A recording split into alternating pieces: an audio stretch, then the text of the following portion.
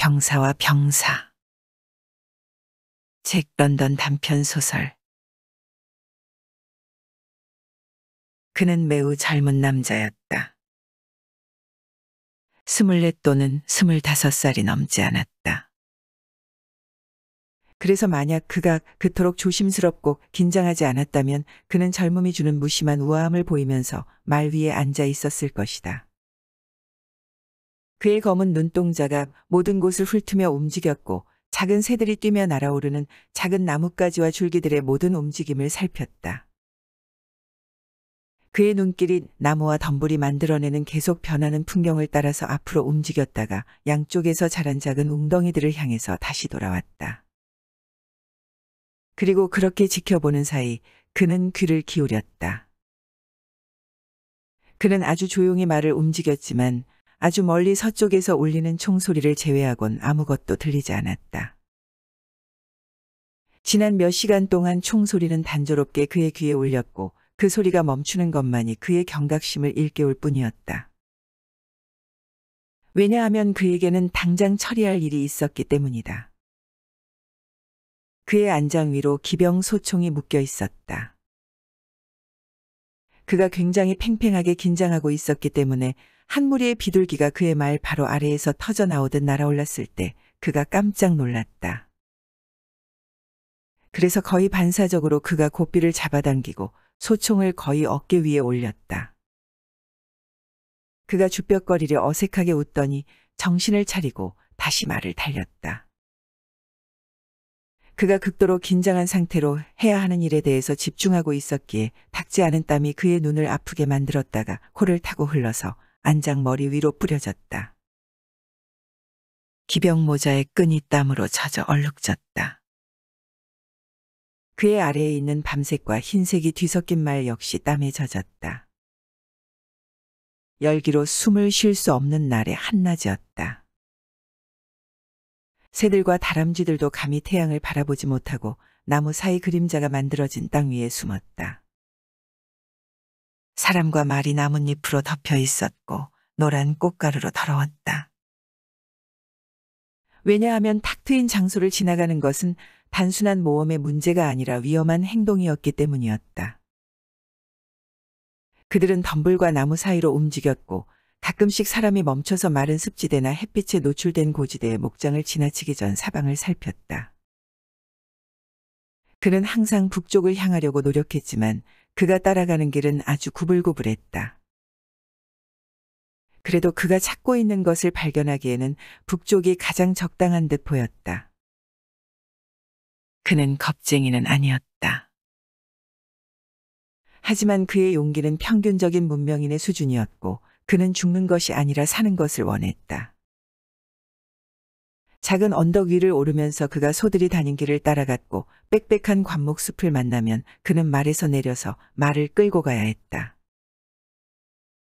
하지만 그 길이 서쪽으로 구부러지자 그가 그 길을 포기하고 또다시 북쪽으로 향해서 떡갈나무로 뒤덮인 능선의 꼭대기 쪽으로 움직였다.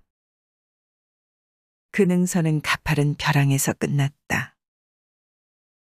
너무나 가팔랐기 때문에 그는 벼락의 앞면을 따라서 좌우로 이리저리 움직이면서 내려가야만 했고 죽은 나뭇잎과 뻣뻣해진 덩굴 사이로 위태롭게 걸어야 했다.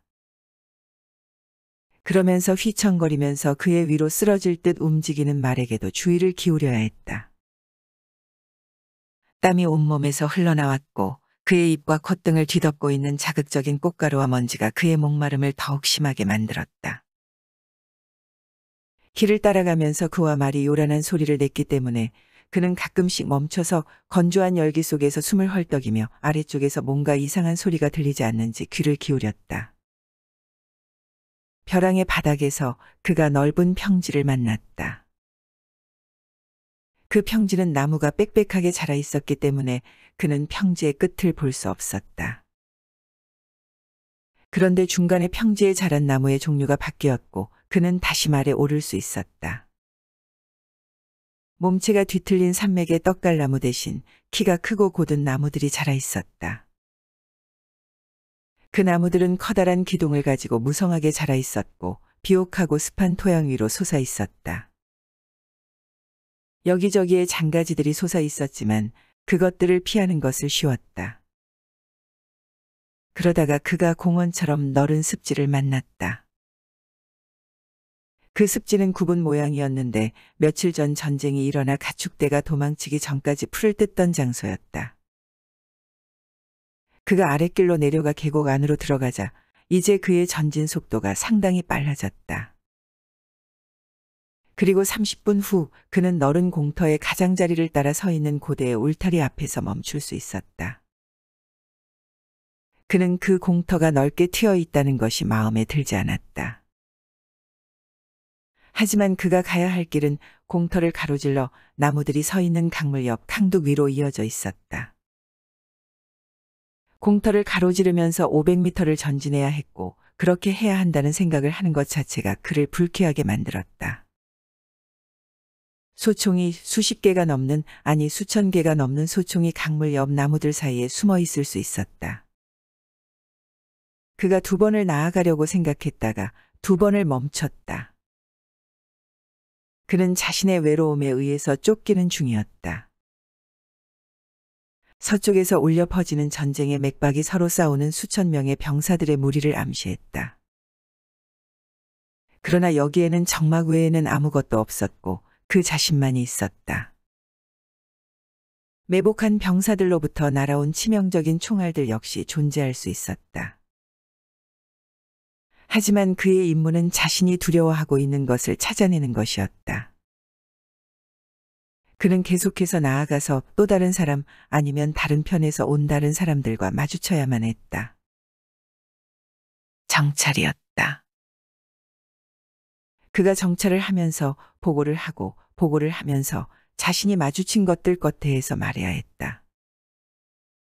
그가 마음을 바꿔서 한참 동안 나무들 안쪽으로 들어갔다. 그리고 또다시 앞을 엿봤다. 이번에는 공터의 한가운데에서 농가를 볼 수 있었다. 생명체의 흔적은 없었다. 굴뚝에서 굽이쳐 올라가는 연기는 없었고 마당에는 꾀꾀거리고 날갯짓하는 닭들도 없었다. 부엌문이 열려 있었고 그가 그 문을 아주 오랫동안 집중해서 노려보았다.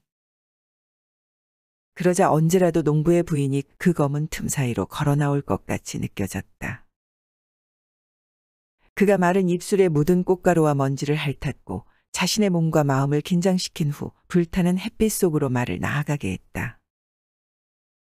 그 어떤 것도 움직이지 않았다. 그가 농가를 지나서 강둑 옆에 늘어서 나무와 덤불의 벽으로 다가갔다. 하나의 생각이 미친 듯 사라지지 않았다. 고속으로 운동하는 총알이 그의 몸에 박힐 것이라는 생각이었다. 그런 생각이 그를 연약하고 무기력하게 만들었고 그는 안장 위에서 더욱 몸을 수그렸다. 나무 벽의 가장자리에서 말을 밧줄에 메어놓고 그는 걸어서 100m 정도를 전진했다. 그러다가 강물을 만났다. 실 -8m 정도 되는 폭을 가진 강물에는 눈에 띌 만한 물결은 없었고 시원하고 매력적으로 보였다. 그는 매우 목말랐다. 하지만 그는 나뭇잎으로 가려진 사이에서 기다리며 맞은편의 나뭇잎 사이를 노려보았다. 그 기다림을 참을 만한 것으로 만들기 위해서 그는 자리에 주저앉아서 소총을 무릎 사이에 올려놓았다. 시간이 흘렀다. 그리고 서서히 그의 긴장감이 약화되었다. 마침내 그가 위험이 없다고 판단했다. 그가 덤불을 가르고 앞으로 나아가서 물을 향해서 몸을 굽히려는 찰나 맞은편 덤불 사이에서 일어난 움직임이 그의 눈길을 사로잡았다. 어쩌면 새일 수도 있었다. 하지만 그는 기다렸다. 또다시 덤불이 심하게 흔들렸고 그러더니 너무나도 갑자기 그가 크게 놀라면서 낮은 비명이 터져나왔다. 덤불이 갈라지더니 얼굴이 앞을 내다보았다. 적어도 몇 주 이상은 자란 생강색의 턱수염으로 덮인 얼굴이었다.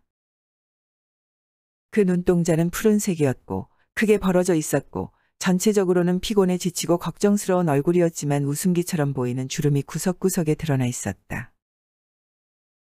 그는 이 모든 것을 마치 현미경으로 관찰하듯 볼 수 있었다. 왜냐하면 둘 사이의 거리가 7미터도 되지 않았기 때문이었다. 그 짧은 순간 동안 그가 이 모든 것을 보고 그것을 보면서 그가 기병소총을 들어 올려서 어깨에 댔다. 그가 가늠새 사이로 앞을 노려보는 사이 그는 자신이 보고 있는 사람이 죽은 것이나 다름없다는 것을 깨달았다. 그토록 짧은 거리에서 표적을 놓치는 것은 불가능했다. 하지만 그는 쏘지 않았다. 천천히 그가 소총을 내려놓고 지켜보았다. 물병을 들고 있는 손이 윤곽을 드러냈고 생강색 턱수염이 물병을 채우려 아래로 굽혀졌다. 그는 물이 콸콸 흘러가는 소리도 들을 수 있었다. 그러더니 팔과 물병 그리고 생강색 턱수염이 닫혀지는 덤불 사이로 사라졌다. 아주 오랫동안 그는 기다렸다. 그러더니 목마름이 해소되지 않은 채로 그가 말을 향해서 낮은 자세로 움직였다. 그리고 천천히 햇빛이 비치는 공터를 가로질렀다. 그리고 그 건너 나무숲의 어두움 사이로 들어갔다. 뜨겁고 숨이 막히는 또 다른 날이 왔다. 버려진 농가가 즉 커다랗고 많은 별채들과 과수원이 딸린 집 한 채가 공터 한가운데 서 있었다. 나무숲 사이로 밤색과 흰색이 섞인 말을 타고 안장 위에 기병 소총을 얹어 놓은 채 젊은 남자가 나타났다. 그는 검은 눈동자를 빠르게 움직이고 있었다. 그가 농가를 향해서 다가가면서 안도의 한숨을 내쉬었다. 그 계절이 시작될 무렵 그곳에서 전투가 있었다는 것이 명백했다. 녹청색으로 변색된 탄약 클립과 탄창이 땅바닥 여기저기에 떨어져 있었고 여전히 젖은 땅은 말발굽들로 짓이겨져 있었다. 부엌 쪽 정원에는 무덤들이 표식과 번호가 매겨진 무덤들이 있었다. 부엌 문 옆쪽 떡갈나무 위에는 비바람에 노출되어 너덜거리는 옷을 입은 남자 2명의 시체가 걸려 있었다. 쭈글쭈글하게 손상된 그 시체들의 얼굴은 사람의 얼굴과 닮은 점이 전혀 없었다. 밤색과 흰색의 말이 그 시체들 아래에서 콧김을 내뿜었다. 말을 탄 사람이 말을 어루만져 달래더니 멀리 떨어진 곳으로 가서 말을 밧줄에 메어 놓았다. 집 안으로 들어간 그는 내부가 완전히 난장판이라는 것을 발견했다. 그는 방과 방 사이를 돌아다니면서 창문 근처로 다가가 주변을 살폈고 그러는 그의 발에 탄창들이 밟혔다. 사람들이 여기저기에서 잠을 잔 흔적이 있었고 그가 들어간 방 하나의 바닥에는 결코 지나칠 수 없는 얼룩이 묻어 있었다. 그곳은 부상자를 눕힌 곳이 분명했다. 다시 바깥으로 나간 그가 말을 끌고서 집을 우회해서 헛간 뒤쪽으로 돌아갔다가 과수원 안으로 침입했다. 수십 그루의 나무들이 잘 익은 사과를 달고 있었다. 그가 사과로 주머니를 채우고 그렇게 사과를 따면서 동시에 그것을 먹었다. 그러다가 그에게 하나의 생각이 떠올랐고 그는 태양을 올려다보면서 야영지로 돌아갈 시간을 계산했다. 그가 셔츠를 벗어서 소매를 양끝으로 묶어서 가방을 만들었다. 그것을 들고 그가 사과를 채워 넣었다. 그가 다시 말을 오르려는 순간 말의 귀가 쫑긋하고 솟아올랐다. 그 남자도 역시 귀를 기울였고 부드러운 땅바닥을 내려치는 말발굽 소리를 들을 수 있었다. 그가 헛간 구석으로 기어가서 바깥을 내다보았다. 10여 명의 사람들이 말을 타고 서로 상당히 흩어진 대형으로 공터의 맞은편에서 농장 쪽으로 다가오는 중이었다.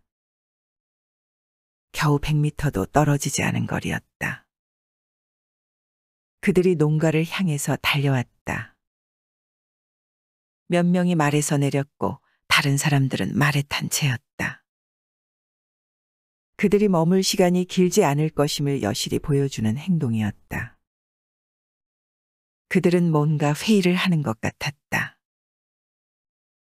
왜냐하면 낯선 침략자들의 혐오스러운 언어로 시끄럽게 떠드는 소리가 그에게 들릴 정도였기 때문이다. 시간이 흘렀지만 그들은 합의에 도달하지 못하는 것 같았다. 그가 소총을 안장 쪽에 올린 후 말에 오른 후 불안하게 기다렸다. 그는 안장 머리에 올려놓은 사과로 가득 찬 셔츠의 균형을 잡으려고 했었다.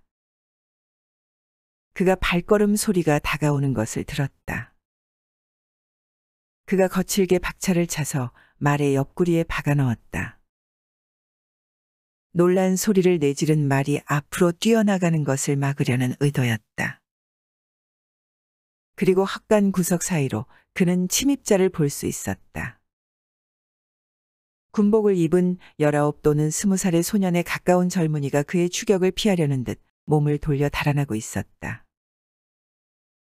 동시에 말이 몸을 뒤틀면서 앞으로 뛰었고 그는 집 근처에 서 있던 남자들이 놀라서 움직이는 것을 어렴풋하게 볼 수 있었다. 몇 명이 말에서 뛰어내렸고 그들이 소총을 어깨에 올리는 것을 그가 볼 수 있었다. 그가 부엌 문과 나무의 그림자 속에서 바짝 마른 시체들을 지나쳤다. 그렇게 해서 그의 적들이 집 앞을 우회하도록 만들려는 의도였다.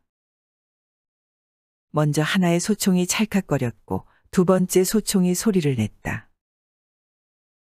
하지만 그는 앞으로 빠르게 달리면서 몸을 앞으로 숙여 안장에 바짝 붙였다. 한 손은 사과가 담긴 셔츠를 잡고 있었고 다른 손은 말을 이끄는 중이었다. 울타리의 가장 높은 부분은 1.6m 정도의 높이였다. 하지만 그는 자신의 말이 전력 질주를 한다면 그 높이를 뛰어넘을 수 있다는 것을 알았다. 몇 방의 총알이 흩어져서 그와 말을 쫓아 날아온다 해도 도망칠 수 있었다. 나무숲까지는 직선으로 800m 정도 거리였고 밤색과 흰색의 말이 강하게 발을 내디디면서 그 거리를 좁혀갔다. 이제 모든 사람들이 총을 쏘고 있었다. 그들이 소총을 너무나도 빠르게 발사했기 때문에 이제 그는 총성 하나하나를 구분할 수 없었다. 총알 하나가 그의 모자를 관통했지만 그는 알아차리지 못했다. 하지만 또 다른 총알이 안장머리에 셔츠 속 사과 하나를 관통한 것만은 알아차렸다.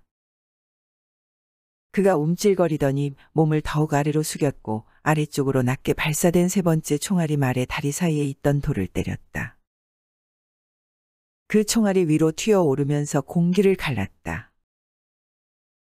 뭔가 기이한 곤충이 윙윙거리는 것 같은 소리가 터져 나왔다.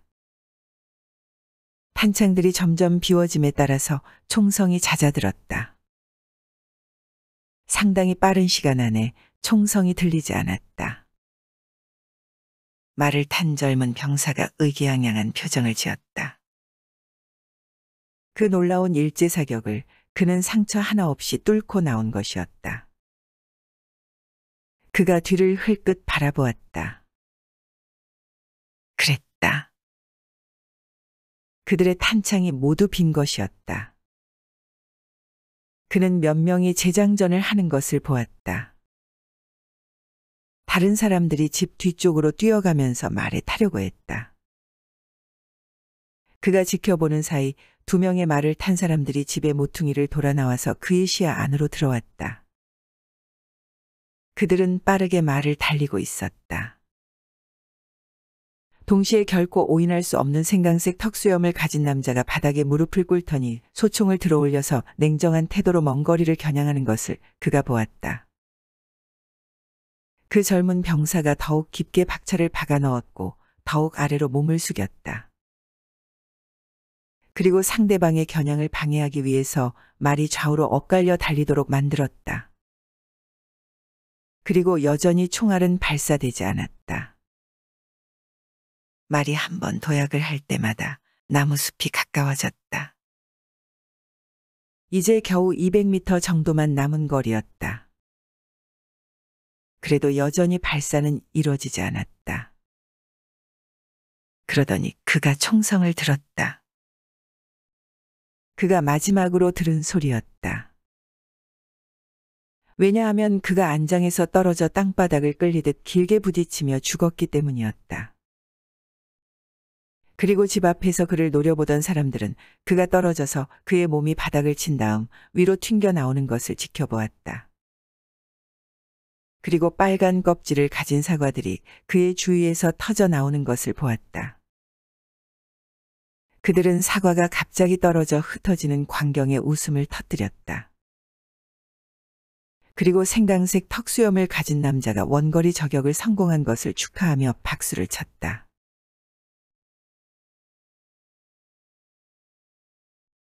병사와 병사.